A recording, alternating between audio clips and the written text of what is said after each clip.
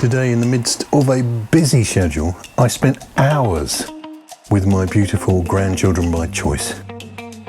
My Renly and my Avery, my Ethan and my Caitlin.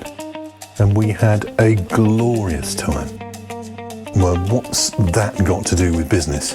Well, it has everything to do with business because I was able to spend that time because I'm learning a concept of who, not how. I have some very exciting YouTube channels. One, Metamorphosis Records, releasing new music.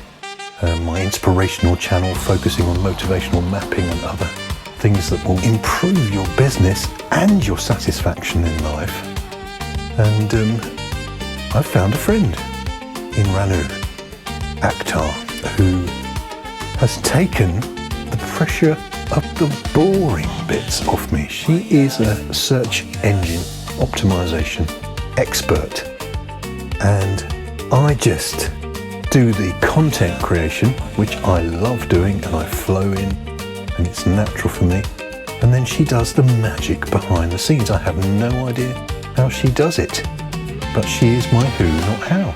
I don't know how she does it. I don't need to know how she does it.